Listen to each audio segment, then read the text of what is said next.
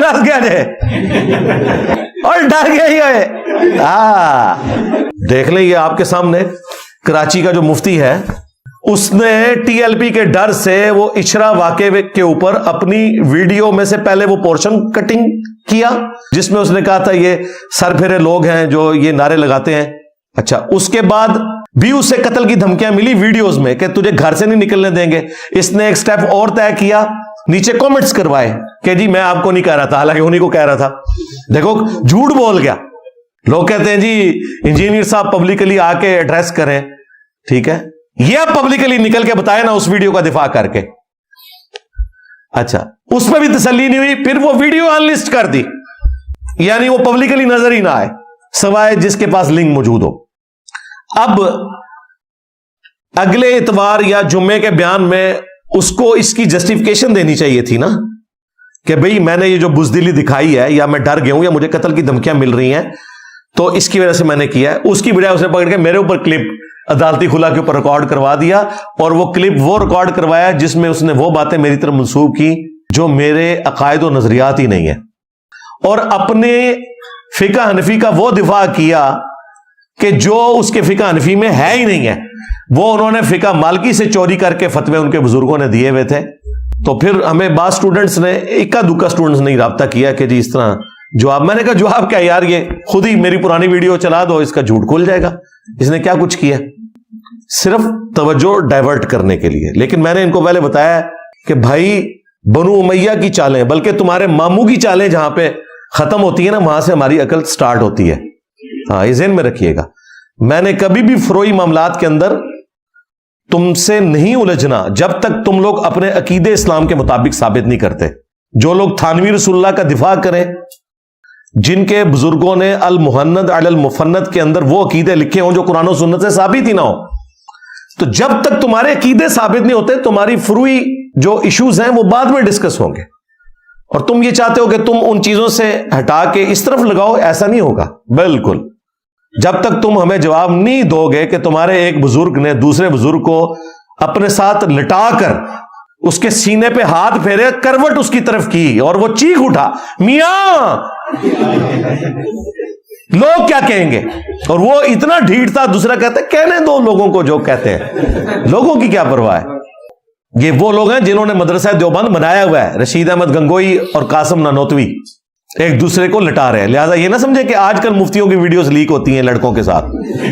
ہاں, یہ سلسلہ پرانا چل رہا ہے.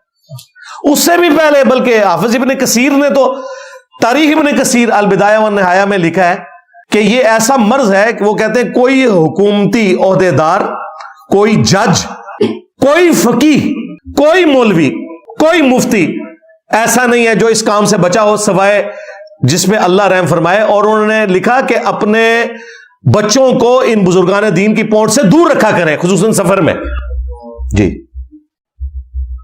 رائے ونڈ میں اتنے واقعات رپورٹ ہوئے تھے کہ پھر حاجی عبد الوہاب صاحب رحمہ اللہ تعالی انہوں نے باقاعدہ پابندی لگا دی کہ کسی جماعت میں کوئی لڑکا نہیں جائے گا بزرگان دین کے ساتھ جب تک کہ اس کا اپنا باپ یا بڑا بھائی ساتھ نہ ہو. تو حافظ ابن کثیر تو 774 ہجری میں فوت ہوئے ہیں, آج چل رہا ہے 1445 ہجری. میں 700 سال پرانی بات کر رہا ہوں, اور یہ میں نے کوئی حافظ ابن کثیر سے نہیں لکھوایا تھا کہ بھئی میں 700 سال بعد آنا ہے تو میں نے منجی ٹھوکنی ہے تو حضرت لکھ کے جاؤ. انہوں نے پرنٹ کیا, اردو میں ترجمے کو بدلنے کی کوشش کی, پھر بھی پکڑے گئے. میں اوریجنل ترجمہ بھی لگاؤں گا اور ان کا بھی ترجمہ, اس میں بھی آپ کو اندازہ ہو جائے گا کہ ان کے بزرگان دین کیا کچھ کرتے رہے. تو یہ ساری باتیں ان کو ثابت اپنے عقائد کے اوپر پہلے بات کرنی ہوگی, تھانوی رسول اللہ کے اوپر. اس طریقے سے جو انہوں نے دعویٰ کیا کہ ہم بزرگوں کی قبروں اور سینوں سے فیض لینے کے قائل ہیں, اور ہم نے ثابت کیا کہ یہ لوگ ان کے بزرگان دین کے بارے میں ان کا عقیدہ یہ قبروں سے نکل کے ان کی مدد کرتے ہیں بیداری کے اندر. قاسم نوتوی 2 مولویوں کی صلح کرا کے واپس چلا گیا, اور سخت سردیوں کے اندر بھی لحاف کے اندر اس کے پسینے چھوٹ گئے, اور بھی کچھ چھوٹ گیا ہوگا. ابھی مولانا قاسم آئے تھے, وہ تو لکھا ہوا ہے. ان کو ثابت کرنا ہوگا کہ ان کے بزرگوں نے یہ جو عقیدہ گھڑا کہ رسول اللہ کی قبر مبارک اللہ کے عرش سے افضل ہے, یہ کس آیت حدیث سے نکالا ہے. انہیں ثابت کرنا پڑے گا کہ جو انہوں نے عقیدہ بتایا کہ رسول اللہ اپنی قبر مبارک میں دنیا کی سی زندگی کے ساتھ ہے, اس کی تعبیر کرتے تھے. یہ بزرگوں نے دنیا کی سی کہا ہے, دنیاوی نہیں کہا. بھئی یہ چلاکیاں فقہ حنفی کی تمہارے پرانے بزرگوں کے ساتھ تو تم لڑ سکتے تھے, شافیوں کے ساتھ, انجینئر کے ساتھ تو نہیں لڑ سکتے نا.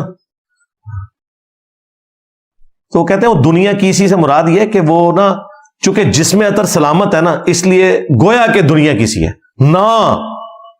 تمہارے شیخ زکریا کاندبی نے تو لکھا ہے کہ 550 سال بعد رسول اللہ نے 90,000 لوگوں کی موجودگی میں قبر اطہر سے اپنا ہاتھ باہر نکال دیا, اور لوگوں نے دیکھا, خواب میں نہیں بیداری میں. یہ ہے دنیا کی سی. جھوٹ بولتے ہو تو دنیا کی سی نہیں, دنیاوی مانتے ہیں. یار یہ ہاتھ مبارک تو سیدہ فاطمہ کے لیے نہیں نکلا, سیدہ عائشہ کے لیے نہیں نکلا, سیدنا علی کے لیے نہیں نکلا, تو تمہارے تو یہ سارے باب شاہی کو ہی نہیں. تو یہ تمہیں اپنے عقیدے ثابت کرنے پڑیں گے. خیر یہ ٹاپک اس طرف چلا گیا. تو میں آپ کو بتا رہا ہوں کہ یہ اپنے بزرگوں کے دفاع کی خاطر کہتے ہیں تمہاری حدیث کی کتابوں میں بھی یہ کچھ لکھا ہوا ہے. پہلے میرا رسالہ پڑھو, جو میں نے تمہیں رگڑا دیا ویسا ہی کر. نہیں پڑھا ہے تم نے. چلو آج اسی پہ فیصلہ کر لو. میں لے آؤں صوفیہ کی کتاب جس میں حلول کا. یار ایک سیکنڈ, یہی بات ہے مرزا والی روح آج اس میں پھر آ گئی ہے.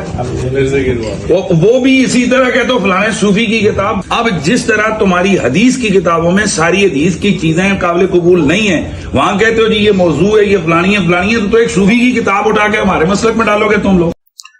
یہ ثابت ہو گیا. وہ جیسے نشے میں کبھی کسی پولیٹیشین یا جرنیل کے منہ سے کوئی بات نکل جاتی ہے نا, بس یہ بھی وہ بیٹھے ہوئے تھے نشے میں, نکل گیا. اور حقیقت یہی ہے کہ حدیث کی کتابوں کو ہمارے کھاتے میں ڈالتے ہیں اور بابوں کو اپنے کھاتے میں. تو انو ہی مبارک نے جتنے انہوں نے جانا نا, تسی بھی ہوتے ہی جاؤ. ہاں تمہارا اشر بھی وہی ہو جو ان کے ساتھ ہونا ہے. تو یہ ان کا جو ایک بہانہ تھا نا کہ جی وہ حدیث کی کتابوں میں بھی ہے, یہ یعنی جب پھنستے ہیں نا پھر اس قسم کی بات کرتے ہیں. ورنہ یہی کہیں گے الحاقی باتیں ہیں تو پرنٹ کیوں کر رہے ہو. وہ بھی میں نے ان کو جواب دے دیا کہ جی حدیثیں کیوں پرنٹ ہو رہی ہیں. ہوں میں جو تمہیں جواب دیتا ہے نا لو سامو پھر, ہاں کہ حدیث میں کہیں تھانوی رسول اللہ, چشتی رسول اللہ, شبلی رسول اللہ کوئی نہیں موجود. تو تمہارے سارے یہ بزرگ جو ہیں یہ رسول اللہ کے اوپر بھونک کے گئے ہیں. ہمارے خاتم رضوی صاحب بھی کہتے ہیں انہوں ہلکا نہ جانو, جڑا پونکتا جائے وہ نبی اتنے پونکتا جائے. تو میں کہ بابا جی یہ تھوڑے ہی بزرگ جے سارے جڑے پونک کے گئے جے. بابا جی وہ کشف المحجوب لایا کرتے تھے جس میں گستاخانہ عبارتیں تھیں. پوری زندگی بابے نے جواب نہیں دیا میری بات کا. ایک ہفتے میں 7 لاکھ لوگ وہ ویڈیو دیکھ چکے تھے. خادم رضوی صاحب زندہ تھے 2017 میں, جس میں کہا تھا کہ تجھے اتنا اگر غم ہے نا رسول اللہ کی عصمت اور عفت کا تو اپنے ان بابوں کے اوپر بھی فتویٰ لگا. جواب تو اس نے نہیں دیا. کچھ دنوں کے بعد پہلا مرڈر اٹیمپٹ کرنے والا بندہ آ گیا میرے اوپر اکتوبر 2017 کے اندر, 28 اکتوبر کو. اس کے بعد سے ابھی تک ٹوٹل 5 حملے کروا چکے ہیں, اور 5 کا تعلق جو ہے نا وہ ٹی ایل پی سے موٹیویٹڈ لوگ ہیں. میں نہیں کہتا کہ انہوں نے آفیشلی لانچ کیے ہیں, لیکن ان سے موٹیویٹڈ ہے, جن کے ڈر کی وجہ سے مفتی صاحب نے اپنی ویڈیو چھپا لی, معافی بھی مانگ لی. پھر کہتے ہیں جی وہ انجینئر صاحب کو چونکہ سمجھانا نہیں آتا, مفتی صاحب نے سمجھایا, دیکھو اینی جی گل سمجھانے کی کوشش کی تھی, نس گیا جے, اوے نس گیا جے, اور ڈر گیا ہی ہوئے. ہاں ہوں میمز بڑھن گیا, اور ڈر گئی ہوئے. ہاں بس نکل گئی ہوا. انجینئر صاحب ذرا نا تھوڑا پولائٹ ہو جائے. اللہ کے بندو یہ قابو ہی میرے آئے ہیں.